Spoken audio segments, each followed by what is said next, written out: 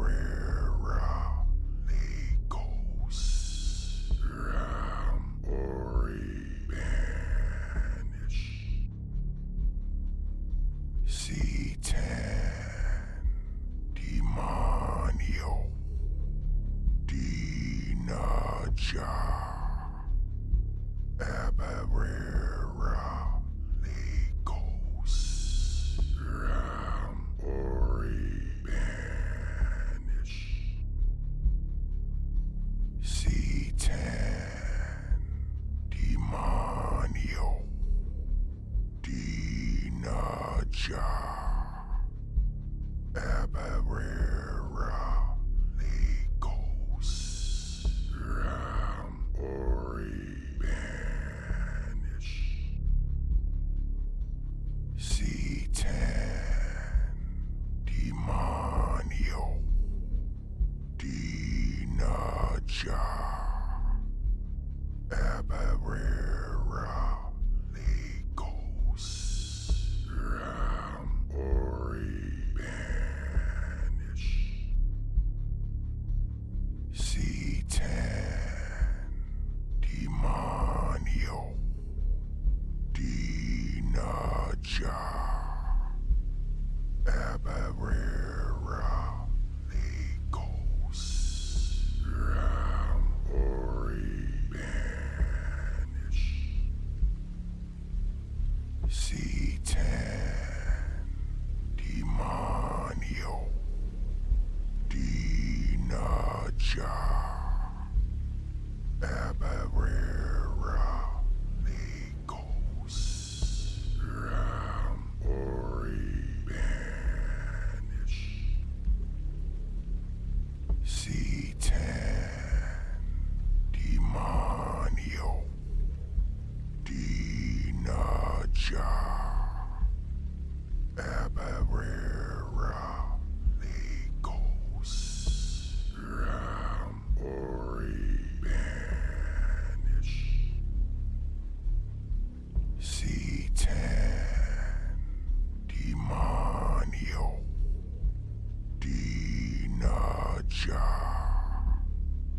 Abarera Legos Ram Ori Banish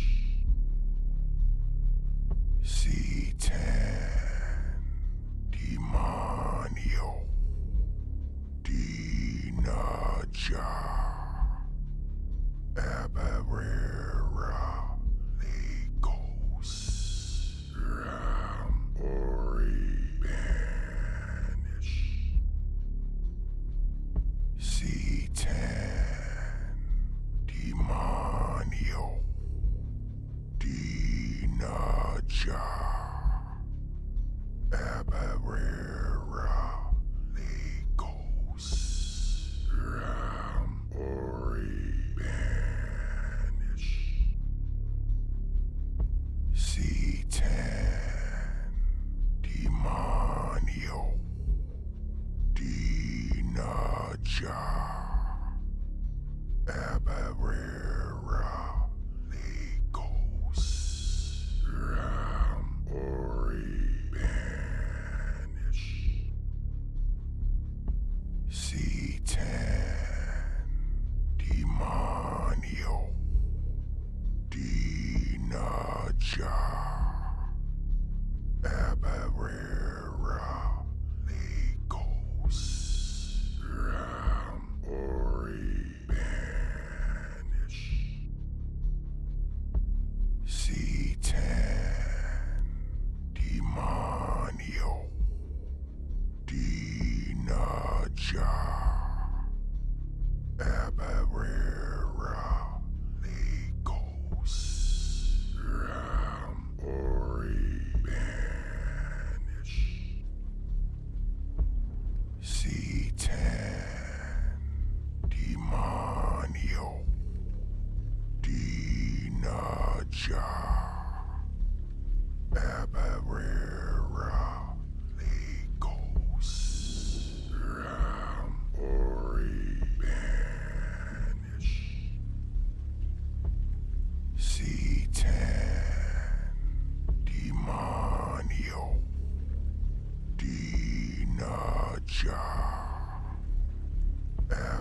Abarera Legos Ram Ori Banish C10 Demonio Dinaja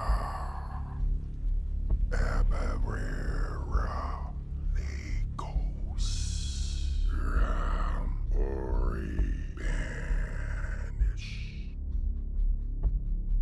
C10 Demonio Dinaja Abarera Legos Ram Ori Banish C10 Demonio Dinaja Abarera Legos Ram Ori Banish C10 Demonio Dinaja Abarera Legos Ram Ori Banish C10 Demonio Dinaja Abarera Legos Ram Ori Banish C10 Demonio Dinaja Abarera Legos Ram Ori Banish C10 Demonio Dinaja Abarera Legos Ram Ori Banish C10 Demonio Dinaja Abarera Legos Ram Ori Banish C10 Demonio Dinaja Abarera Legos Ram Ori Banish C10 Demonio Dinaja Abarera Legos Ram Ori Banish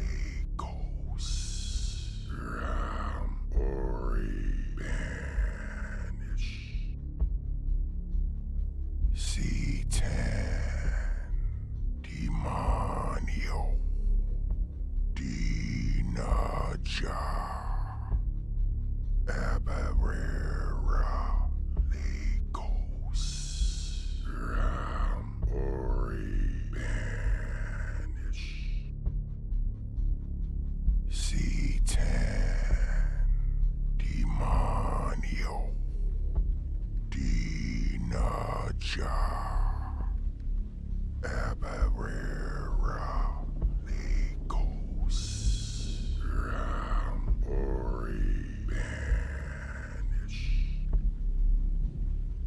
C10 Demonio Dinaja Abarera Legos Rambori Banish C10 Demonio Dinaja Abarera Legos Rambori Banish C10 Demonio Dinaja Abarera Legos Rambori Banish C10 Demonio Dinaja Abarera Legos Rambori Banish C10 Demonio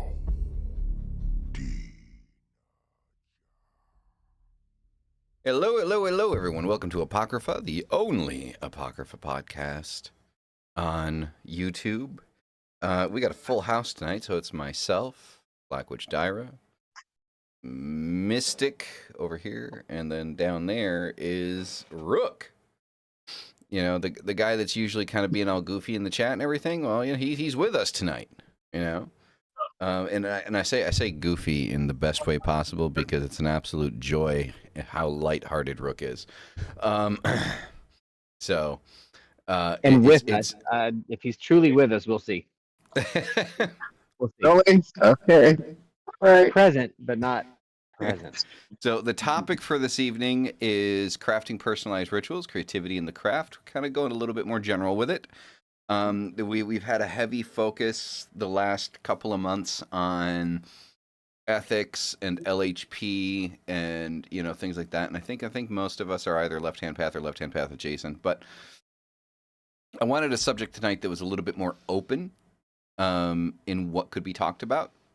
So it's not just left-hand path, it's not just demonolatry, it's pretty much everything. And so we'll go around the room here and we'll ask, each of us will probably we'll give our perspective on what it is that we do on building our own rituals and things like that. And hopefully, all of you will be able to kind of take a bit from that and maybe apply it to your own practices.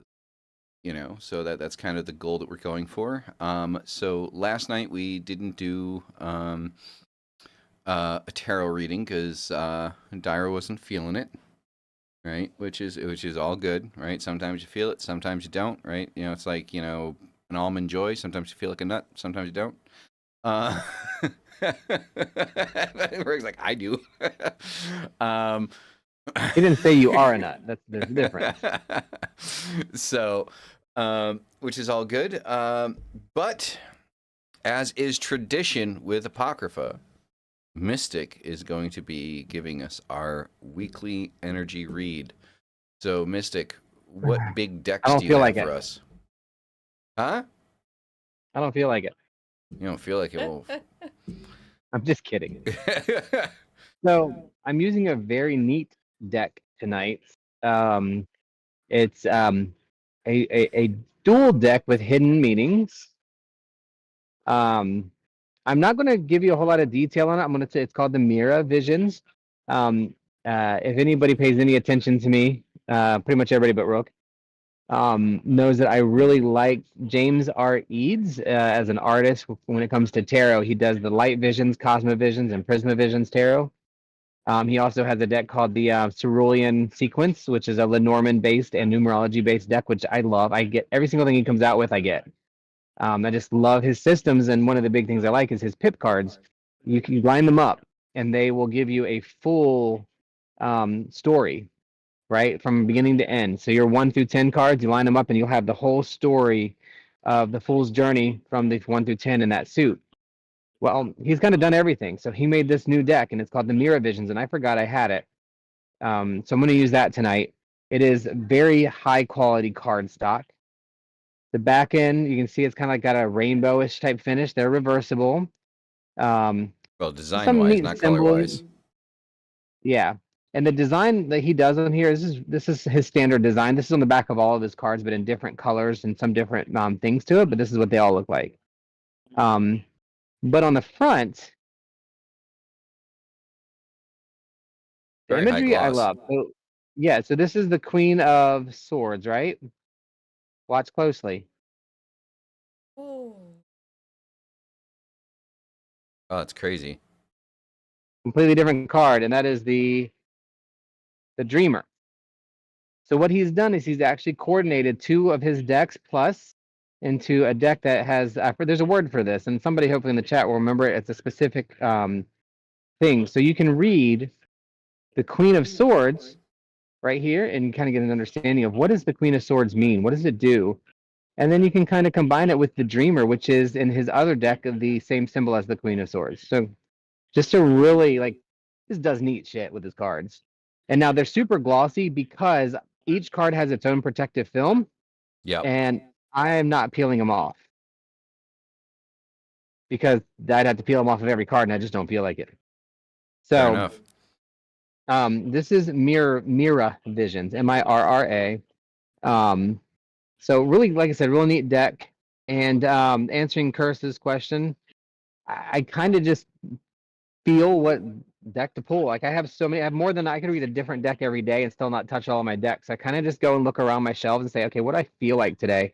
And usually come up with something. And we do reuse decks sometimes. That happens, but that's kind of just how I pick. So what I'm going to try to do, you have to bear with me as I get the card right in the screen and then hold it up with what I want you to see first. And then the second piece that you're going to see once I pull it. So, oh God, that is so glossy. I apologize, but that's the sun. A little hard to see. But the sun is our first card, is an excellent card to choose. We're getting ready to go into a full moon that is literally transpiring through 3 different zodiac real quick succession. Generally means the heart of our matters are going to be very transitory. They're going to be very changing. This whole year is going to be full of change. And the sun is setting us up to have changes that while they may be difficult, they may be bright, hard to see, might need some sunglasses. They're going to be good. They're going to be strong, and they're going to lead us into a path of seeing and being able to visualize more. If you see the second meaning of this card, as I go back a little bit, it's the many paths or infinite paths card. And this is in, I believe, his Prisma Vision decks, the infinite paths. And the sun makes sense, right? Because the sun is representing the fulfillment of the thing that you're doing in the path forward. The path is visual. You can see it. It's infinite. You choose it. You are lighting the way. And so this is telling us for our weekly that we're lighting our own way. We're making our path. We are able to move forward. And this is going to set the tone for the whole year for me. Because I've been seeing this all over.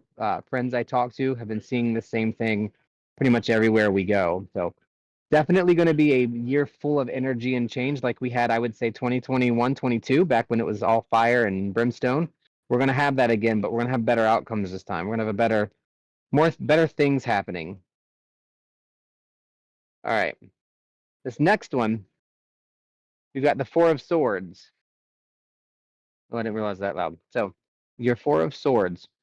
This isn't a representation of this moment right before we have to make some. We have to reap the repercussions of some decisions that we've made.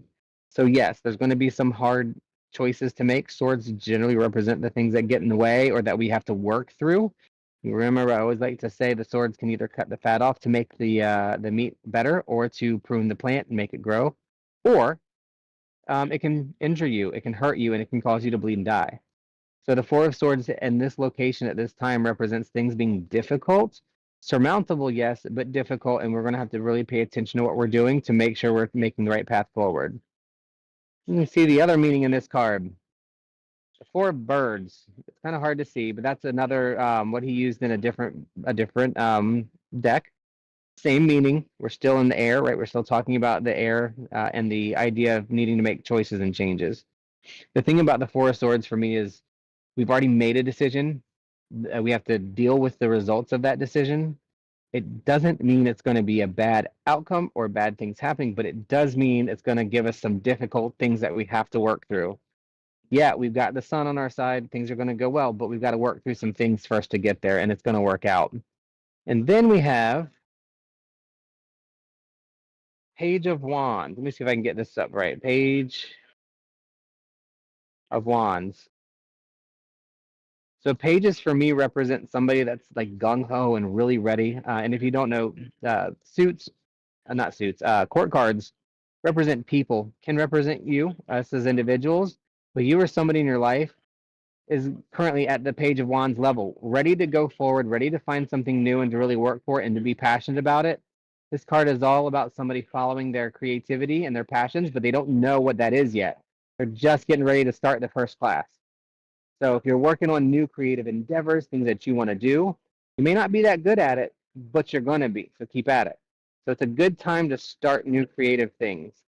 This Page of Wands also doubles as the Wanderer. And I really love the Wanderer. I think this is either the Prism or Cosma, I can't remember.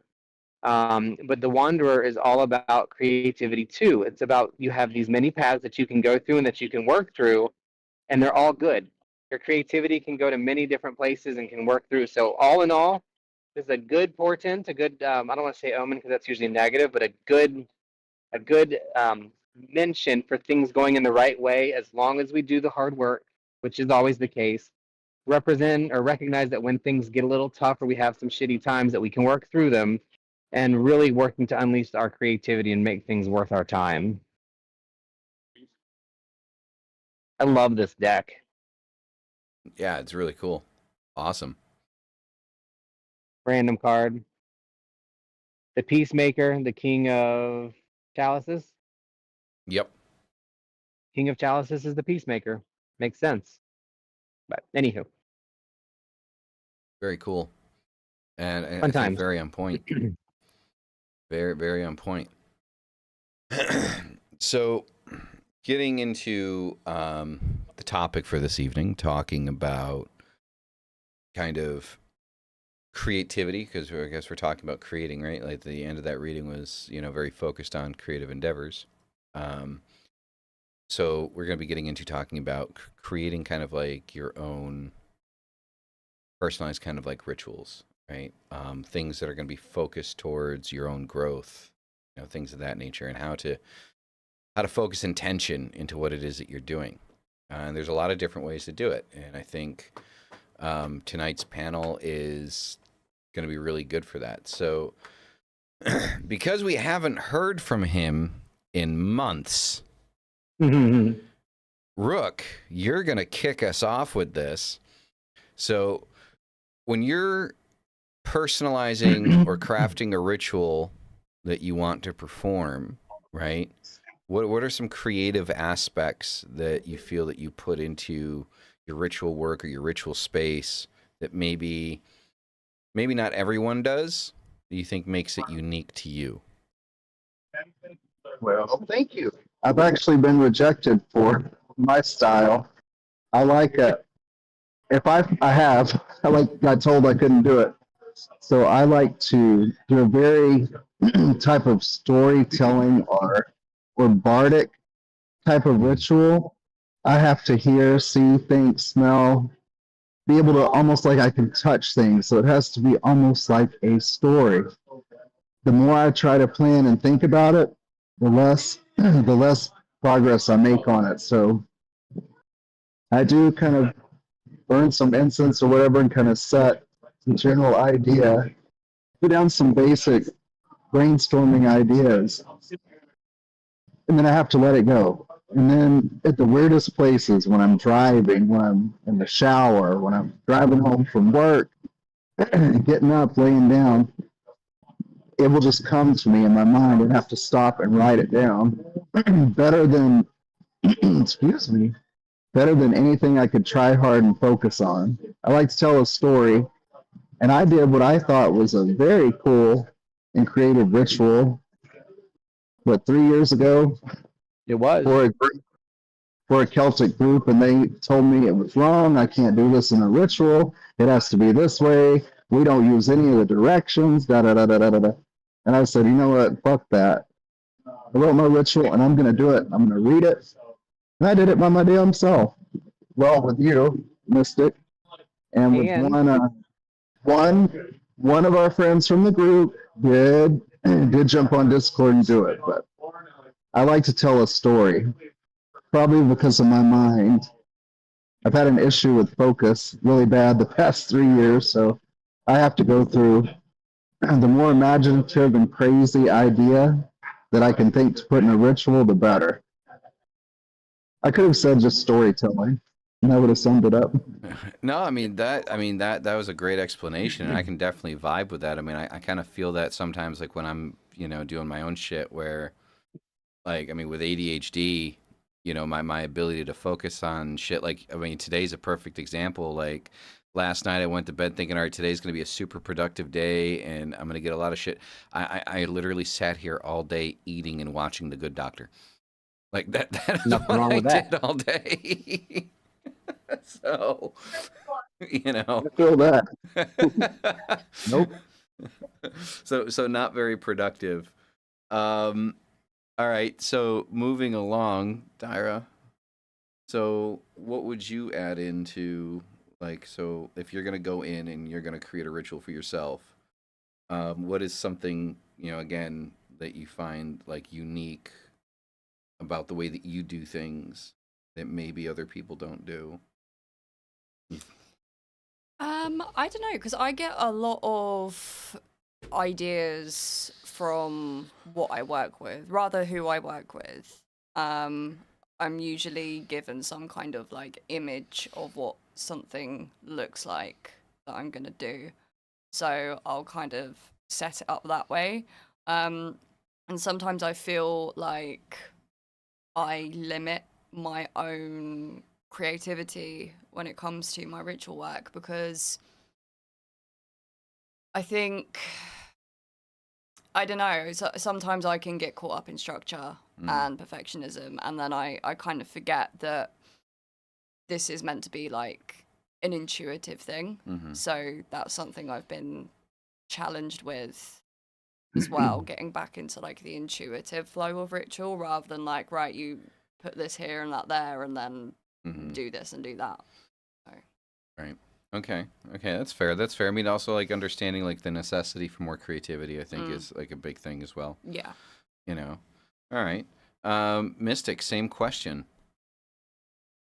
I think like my style is very similar to Rook. I like to have a story of something that represents what and why we're doing what we're doing. I'm very logical about how I set it up, and they're very consistent in direction. My biggest problem is when it gets written, which is the fun part when I'm actually performing it. If it doesn't go the way I had it pictured in my head, I get frustrated. So I've had to let that part go, to be a little bit more, like go flow, like Dyra was saying, like, it's got to come naturally and go for it. Now, the writing part and the getting ritual down, I love. I'm consistent with, I like to call the corners, but I don't like to call watchtowers. That feels a little too specific to me. I like the directions because the directions represent things and holds. I like my little piles of stuff, right? I like my east. East is the dawn. It's the beginning. It's the start. It's the new moon to the quarter moon. All those things kind of go together. It's the spring. So I like to have those things set to show balance. I like to have a story. I always like to have an offering. One thing that I think I usually do differently is I like to explain or give more than one pantheon's version of something. So when we were doing ritual for UU, which we really haven't done lately, we would always make sure that people understood that while we might be using, Saint Breed, for example, for Imbolc, then that doesn't mean that there's not 10 other deities or energies that you can include, and we always would pause to make sure that that was said. You know, it because we did open ritual. So if you're here to attend ritual with us, we did. I forgot it had a name too, but we would explain like the 5 or 6 different versions while we were doing our ritual, so that people understood that their way was also allowed. And we would always stop for people to call to whoever they wanted to call to. So that was always an important thing to include, especially when you're in like a Unitarian type setting. You know, when you have, I mean, we had every group you can imagine there. Same like our like the group here. You know, but Definitely. I mean, that was the definitely. fun part for me. Yeah, I mean, I definitely like the storytelling aspect of it. I think for me, I've gotten kind of as much as I hate to say this, because I'm very much, in favor of the idea of at least getting one ritual in a day, even if it's a small little one. But I feel like ritual for me is actually become kind of stale. Um, and it's not. I don't think it's necessarily for lack of creativity. I think it's just, again, I know I reiterate this almost every show, but there's a lot of energy in that ritual room, and none of it is mine. Um, so you got to let things that are working work, right? Like if you're sharing a ritual space, um, what I'm learning is, when a ritual is started, just because you stop doing the ritual doesn't mean the magic ends. The magic is still doing its thing. Hmm. And so when you go in, and so when, for example, when Dyra finishes the ritual, and I'm like, all right, I want to do a ritual, and I go in there, and I can feel that energy kind of, floating around. You get that vibe, like, all right, right now is not the time to do this. So, yeah, it's gotten kind of stale. Now, I've found other ways to compensate it. I think one of the big points that I talk about a lot is creating kind of like a ritual space in your mind, because you might not always have, the ability to use an altar or something like that. And so just because I don't go in front of the altar like I would like to, doesn't mean that I don't do ritual. Go ahead, Mystic.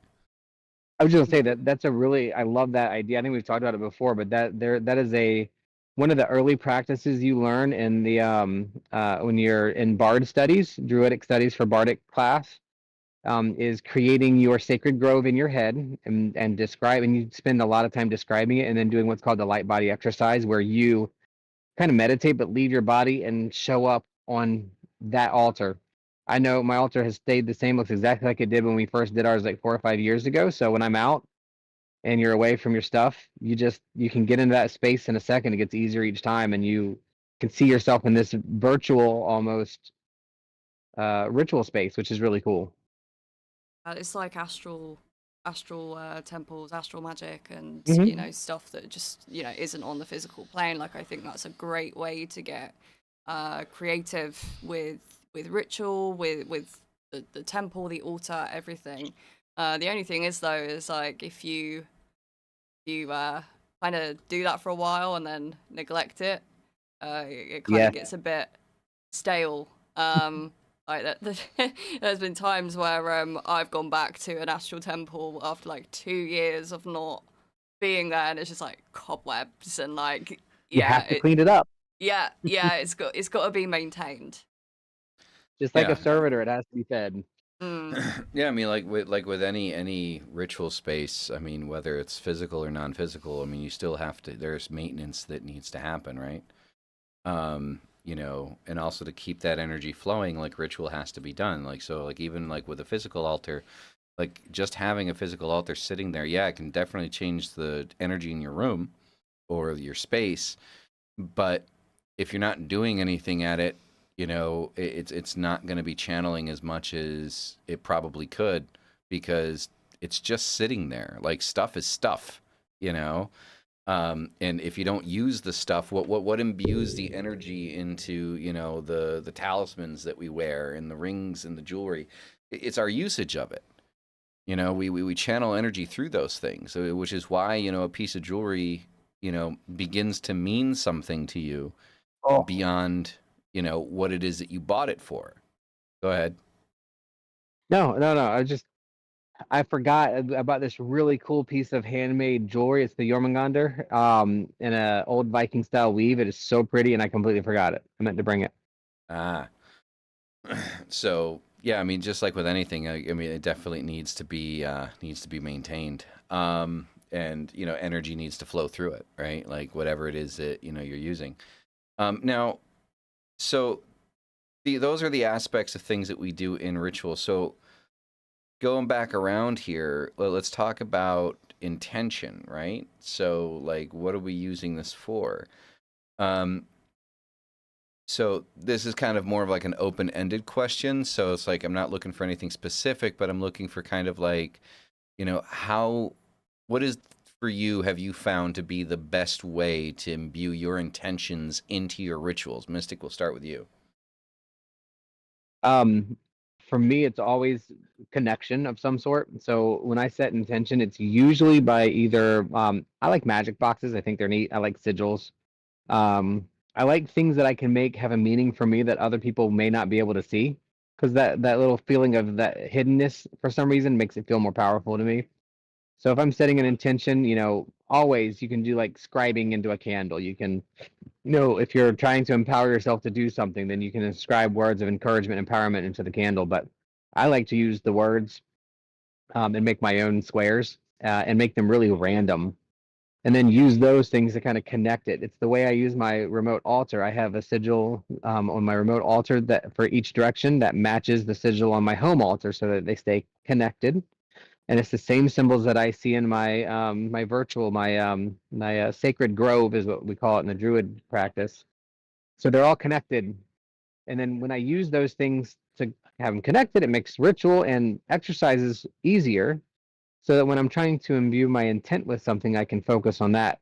I did a healing ritual for a friend at one point and used the squares to make a sigil, and then I like to select herbs and things that make sense to me to burn along with it as I'm chanting and or saying whatever my intent is. I also like to write things down a lot, on either homemade paper or little bits of paper that I can roll up and put in something or burn, because releasing those intentions. I like the visual and tactile ways to set intent. And I like to connect those things together, right? I guess that's the big thing. It's like when I'm burning, I don't know, I have hollyberry oil. If I use hollyberry oil in one of my senses, then whatever I'm trying to do is to make things better or improve them or grow them. If I'm using, citrus, I'm trying to brighten it up, things like that. And so those correspondences help my intentions, but ultimately, I guess it's really the repetition of the intention in my head, and then the action afterwards, the things in the mundane world to remind me to do the actions that make that work. Nice, nice. All right, so moving along here, Rook. What about you? Like, how would you go about kind of imbuing kind of intention into what it is that you're doing? Definitely thinking of it, seeing it in my head, as as being what it is, manifested. I like to do it 3 times a day, in the morning, midday, and at night. But if it's for a person, especially if it's somebody that I know, I did this for one of my friends a couple of years ago for her mom. I talked to them, spend a little time, not just thinking about them and thinking about what the intention is, but really taking time to connect with them a little more than maybe I have, to just build that connection. But definitely just seeing it in my mind and seeing it as it's occurred and it's been successful, and no negative thoughts.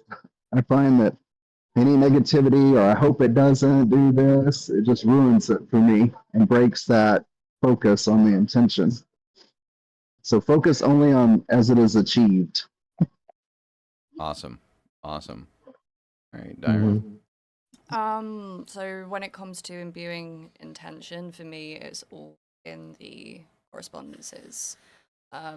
How I build my rituals is very much based on correspondences. So color correspondences, planetary correspondences, what the moon's doing in the moon phase, also the zodiac sign that the moon's currently sitting in.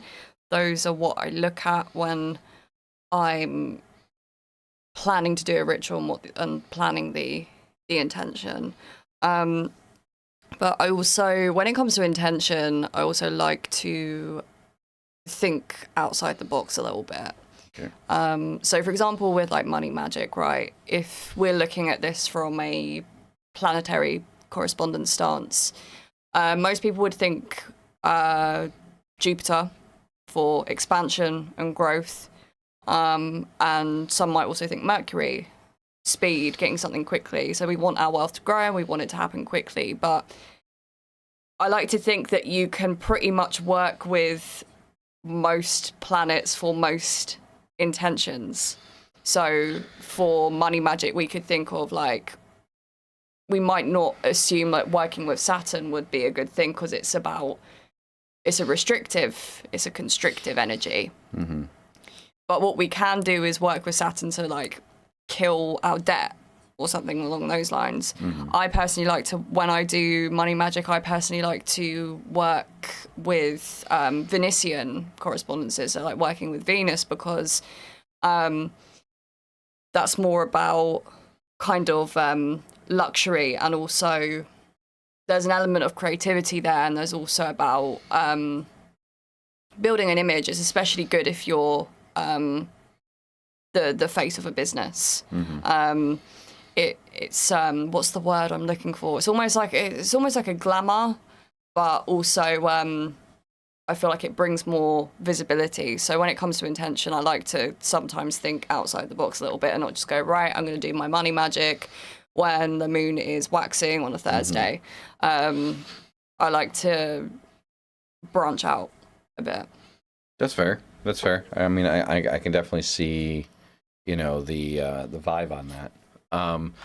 Me personally, like, so when it comes to intention, I think everything I do is very intuitive. It's just kind of how I operate. When I read divination, it's intuitive readings. When I do spells, it's intuitive. What feels right in that moment. When it comes to ritual, it's what feels right in that moment. And the focal point is, how badly do I want something? I mean, that's kind of how I look at it. Most of the time when I do ritual, I'm just worried about gnosis. That's just the direction I go with it. I want to understand things on a deeper level. So I'm just looking for whatever can be given to me, right?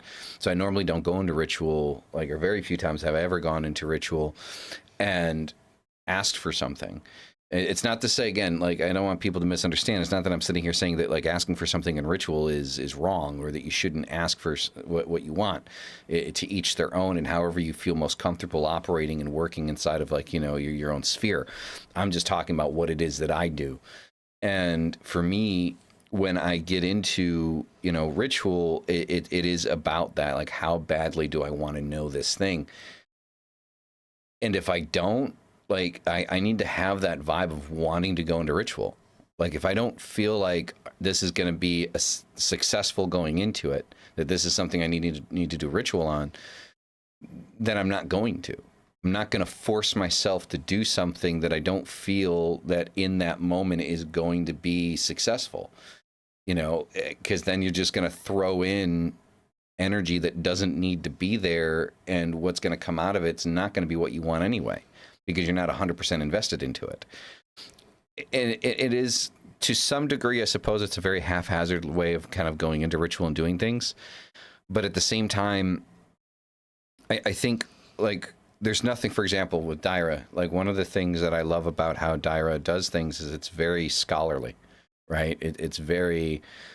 she's a walking encyclopedia of the occult, right? Don't go that far. Right? She's like the doctor, Dr. Murphy of the occult, how in The Good Doctor, dude just kind of looks off into space and he's flipping through books in his head. That's what she does, when it comes to the occult. And I mean, I think that's absolutely spectacular. But, the way the way that I do things is I fully believe in trusting your gut. You know, what does your instinct tell you? Like, what are you feeling? Like, do you feel like this is something you need to do right now? Is this something you feel like you need to prepare more for? Right? Like, don't ignore your gut feeling. Like, what is it that you're feeling? I think as practitioners of the occult, I think many occultists, you know, especially professional ones, ignore their intuition. You know, because it's like, okay, well, I have to do this spell. Somebody paid for this, or somebody or you know, there's something else surrounding this. The reason why it needs to get done. What does your gut say? Well, what is your intuition telling you? Like, you're forgetting the most powerful connection that we have as occultists is our own connection with the universe. And so, through that connection, you know, the universe will speak to you. It's just whether or not you're listening to it. You know, at least that's my opinion. And like I said, I'm very intuitive with everything that I do. And so, like I said, sometimes that might be not great for some people, but I mean, it works. It works fairly well for me, at least. I think. What do you think about it? I think at its root, it's all about intuition, because you need that intuition in order to be creative. And that's definitely something that, you know, who I work with, particularly Astaroth, is always kind of on at me. Like, you need to be more, just like your practice flow a bit more, like let go of the rigidity a little bit, and, you know, all of that. But, you know, at the same time, correspondences, I think Mystic said in the chat, the more correspondences, the clearer the intention for my magic, that is. Yeah, I totally agree, because it's about the symbolic value that they provide, and also not just when it comes to the intention of ritual, but also accessing what you're working with, whether that's a deity or a demon or whatever. Because they have their own correspondences as well. So I feel like that really aids the connection to what you're working with as well. Like, I'm going to get a much stronger connection with a Venetian demon if I'm doing it on a Friday or during the planetary hour of Venus. That's just how it works. I mean, I think that might fall into kind of like the whole kind of like the gatekeeping aspect of it, right? What, as in, like, you need to do it during these times? Well, not necessarily like that, but understanding, you know, that there are certain things that may enhance the effect of what it is that you're trying to do if done in a certain way, right? Yeah. Like, I know a lot of people, I know as soon as I said gatekeep, like, Mystic's like, no, fuck that. No. It's not gatekeeping, it's just acknowledging the value of something. Like, if I feel like I urgently need to do something, I don't give a fuck what day, time, or moon phase it is. It gets done. Yeah. Exactly. So, you know, if you need to protect yourself from something, you're not going to go, oh no, it's the wrong moon phase, I'm just going to wait a week. Like, you know, that you need to you need to take action. Yeah, no, I agree. So, you know, the next round of questions here. So I want to give something back here to the community, something that they can use. So we talked about like kind of like our own experiences and stuff like that. But the next question is more if you were talking to someone else. So, you know, Mystic, no, Rook, we're going to start with you. If you were talking to somebody that was just kind of starting out, that was just kind of building their craft, and they asked you, you know, what are some kind of like starting points that I should look at when building my own ritual for myself? You know, what would you suggest? Like, what would you give to somebody? Literally go with what you feel, kind of what you said about the gut, and don't let any motherfucker tell you what you can't do in your own ritual.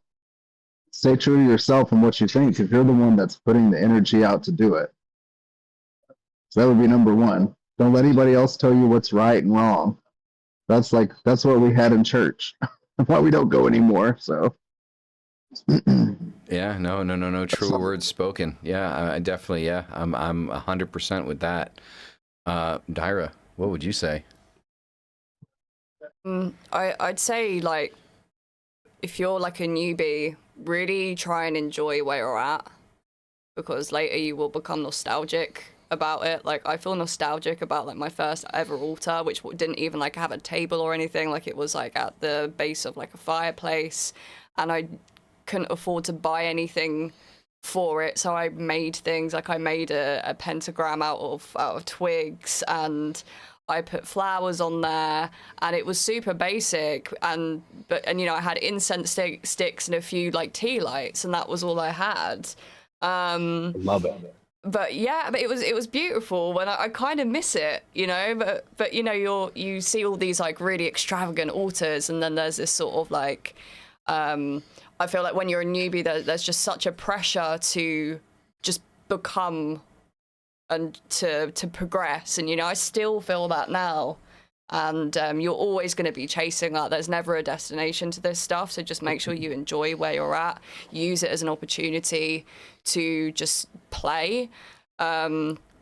Because, you know, you might end up at a point where I am, where a lot of the time I have to take this really seriously, because, you know, it is my my job. It is... there are expectations of me, not just in a job sense from clients, but also in like the upkeep of everything, and the sort of contracts that I have in place with certain entities that I work with, and what I have to fulfill from that. So just enjoy enjoy the springtime, I would say, of your craft. Yeah, it's funny that you say that, because that makes me think of like goth culture. When I first got into being goth, it's like it's kind of like the same thing. Like when you first kind of get into being goth, like you just try to throw a bunch of stupid shit together that looks cool. I remember that as well. You know, because you don't have the money to buy any kill star or lip service or anything like that. Oh like my God. you go to like what is it, thrift stores, and you buy like random shit that looks kind of gothy. Ripping holes in your leggings, and I mean me no, but yeah, you know. and your tights.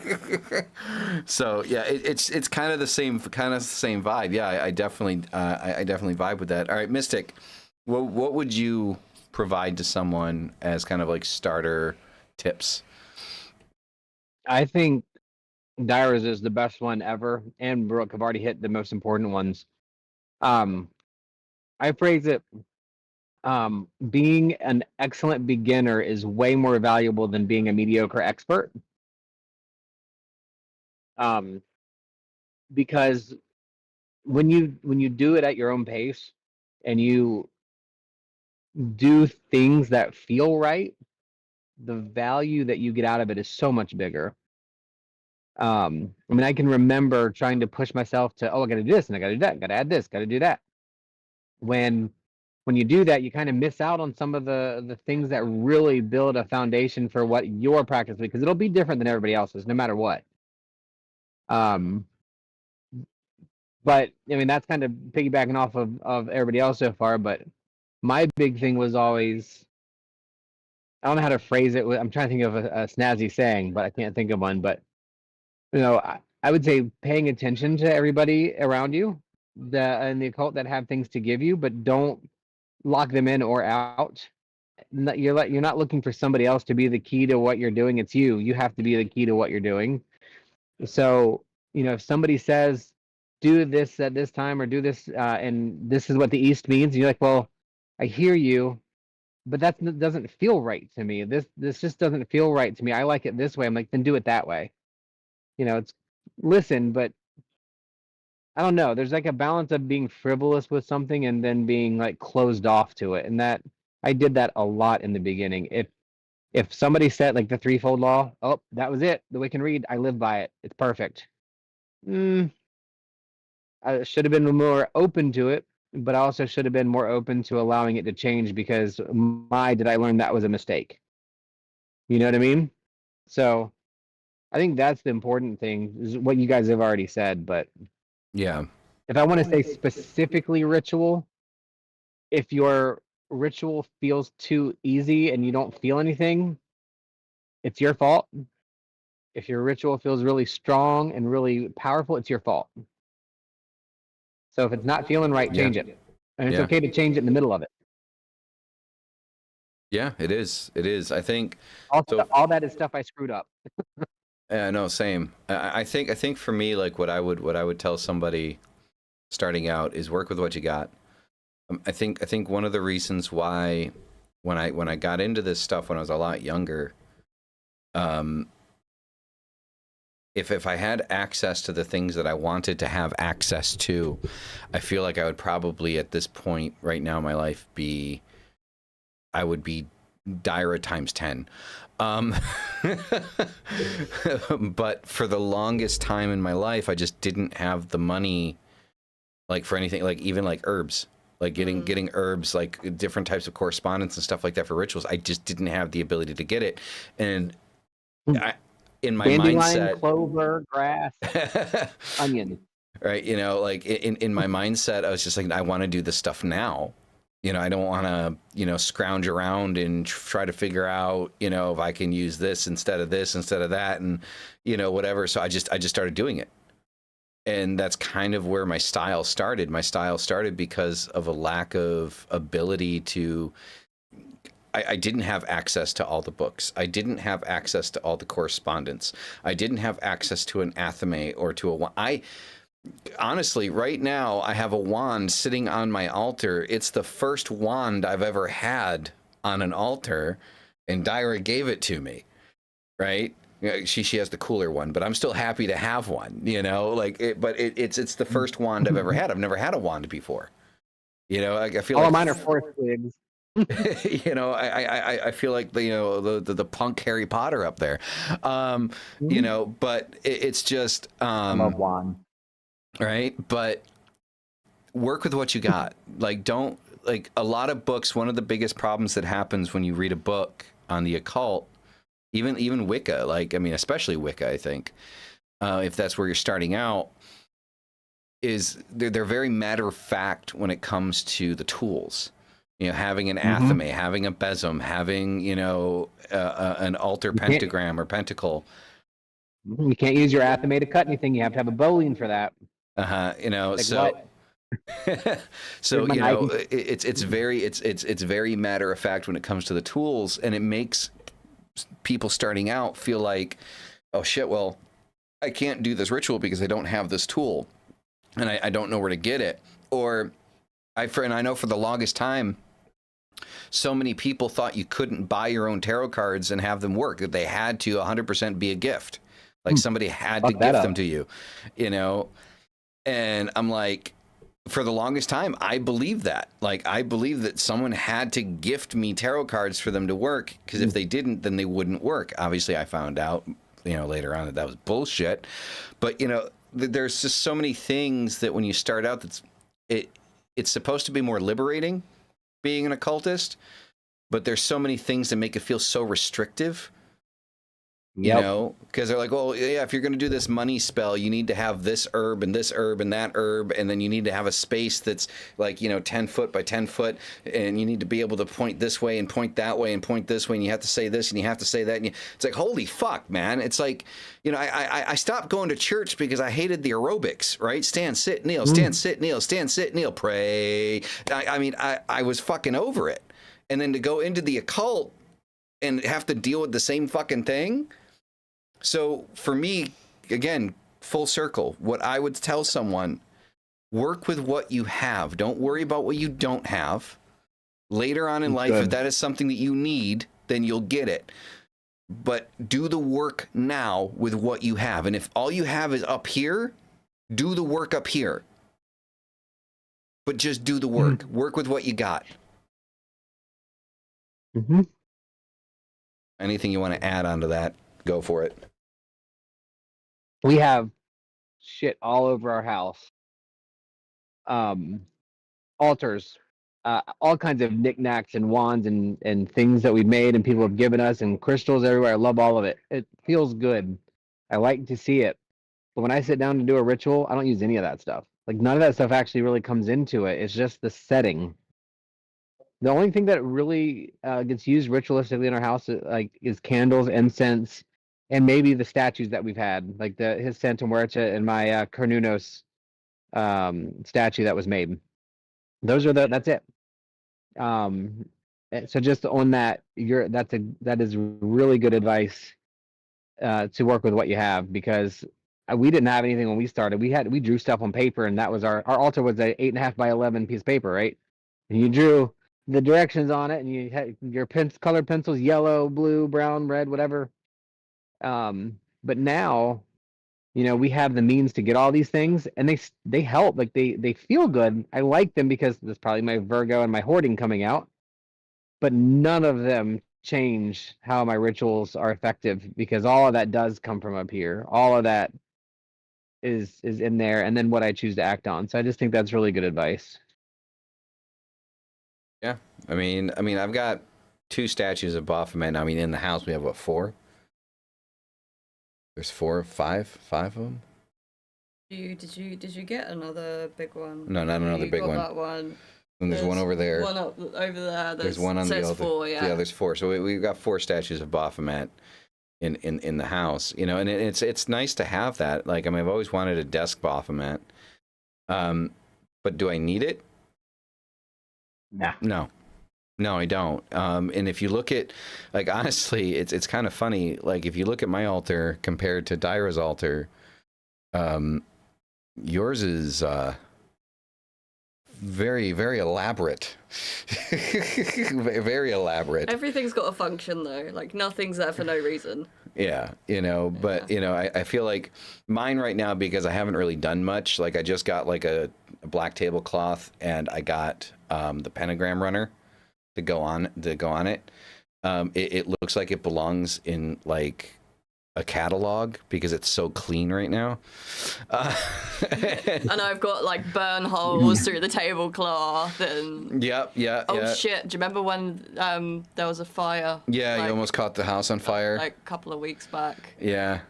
She has like Go this ahead. vinyl tablecloth that just completely melted and integrated to the table. Rook has a story. I can just appreciate what you just said. He tried to hide the fact that he burned through one of my altar claws and into my table once. You tried to hide it? Oh, how did you try to hide it?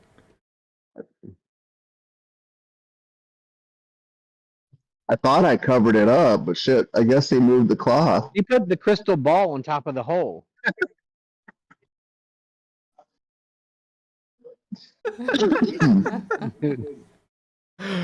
Oh, that's great. That's great. So, yeah, so hopefully everyone that's been listening to this, I hope you all found this helpful and of value. And if you're not subscribed to the channel, subscribe to the channel, because the weekends are definitely crazy on the channel. There we have my adversary on Friday, we have Apocrypha on Saturday, and Satan and Coffee. I have every intention of finally getting back into Satan and Coffee tomorrow. It's been a minute since I've done it. It's just, I haven't had, again, doing the whole intuition thing, I just haven't had the vibe to do it. I feel like I want to do it tomorrow. So that is 11 o'clock Central Standard Time. So 11 a.m. I think I might make it earlier, because Mystic and Rook aren't doing their Sunday shows. I think I might make it earlier. I might move it to 10. So that way it's a little bit more of a morning thing. So yeah, let's go 10 o'clock tomorrow, Central Standard, 10 a.m. Satan and Coffee. All right, so that will be a thing. And also for the coming week, there's going to be a couple of videos that I'm going to be recording and uploading. I'm going to be recording a video on intuitive reading, So like how to intuitively read, which is kind of contradictory to say how you intuitively read because it's intuition. So my intuition and your intuition are going to be different, but I'll give a rundown on, you know, how I go about it with reading Oracle. So not necessarily tarot. So we'll go over two different Oracle decks in the video, and I'll explain like how I look at each one and how I sometimes use them in combination, like with each other. I use them in conjunction at the same time. So there's that coming up. Diary, do you want to go down the list of stuff that you got going on? Sure. So something I've started doing in the new year is doing a group ritual every other Friday, and you can either book a spot, or if you just want to hang out and watch and not necessarily put your petition in, you don't have to book a spot, but it will be on Instagram Live. And then I give feedback afterwards once that's all been done. So that's every other Friday. So the next one will be on the 24th of January. Did my first one on Friday yesterday, which went beautifully. My website is completely updated, so everything's in the same space. I'm not pointing you in different directions to you know, to everything I've got going on. Everything's all in the same space. So services, Demonora merch, so all the products there, workshops, classes, courses, and all of that stuff. And yeah, that's about it. Okay. What do you two got going on? So the the biggest thing that we have that's consistent right now is our monthly meeting, or the we're calling it part of our old Order of the Patchwork Pagan. So we get our little motley crew together physically in local Fort Myers, Cape Coral, Punta Gorda, wherever, and then we also open up our Discord once a month on Saturdays from 3 to 5 or whenever, and had a very interesting talk today, which was fun because it was today. The next one is February 12th. The Saturday before the full moon. Always Saturday before a full moon. From 3 to 5 Nice. Eastern Standard Time, that one is. And then, yeah, we've been doing a little bit. We need to do more, but do a little bit of work on our videos. We have quite a few of them that are halfway through production. So we're going to start putting those out again to finish up our series on those. And then we might start getting back into some of our tarot streams that we've been meaning to do. So those are coming. But the only scheduled thing is the monthly, every month before the new, or every Saturday before a full moon. So it's a couple months that have two. Nice. So for me, for those of you that don't know, I have the inaugural part of my Baphomet course coming out February 15th. I'm going to be doing it once a month for 4 months, right? So there's only 6 spots available to it. If you're interested in it, you have to go to atiusday.setmore.com. If you are a member of the channel, then you get 50% off the price of what it costs for a seat. And it's a 2-hour course drawing lines about Baphomet, starting out with the history of Baphomet, going all the way back to the 4th century BCE, and then actually doing a on video like rundown of how to kind of like begin working with Baphomet. All right, so that's what it is. February 15th is going to be the first one. Again, that is atiusday.setmore.com if you want to be in on it. So there's only 6 seats per course, per class, and I'm only doing it 4 times. So there is that. And also Glastonbury. Dyra and I are going to be in Glastonbury next month. Oh my god, yeah. That's like a month away now. That's so crazy. Yeah, next month she's going to be doing a talk. I'm going to be doing readings there, shadow readings. So if you are UK based and it's not difficult for you to get there, then go for it. I'll probably try to stream some of it off of the phone while there, so you guys can see what's going on, stuff like that, and get your guys' input and all that fun stuff while we're there.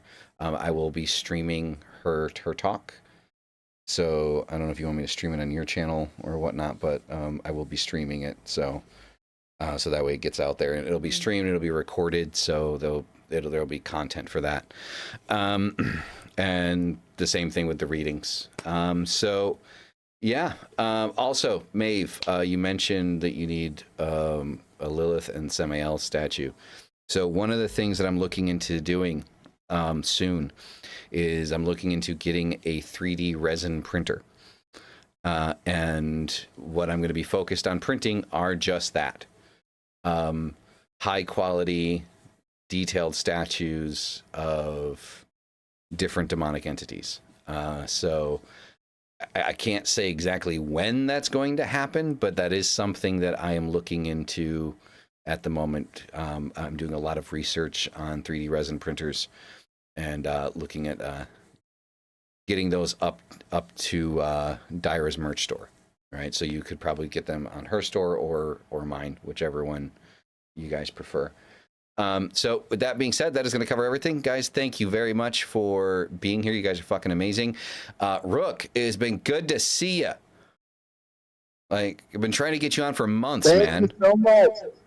It was so much fun. Thank you for having me. It was awesome. Anytime you want to come on, man, anytime. Like, we want to like turn this into like a 4-person thing, I'm down for it. All right. Yeah, so yeah, you guys are fucking amazing. Love your faces, and as always, hail thy fucking self. We'll see you in the next one. Peace the fuck out. Deuces.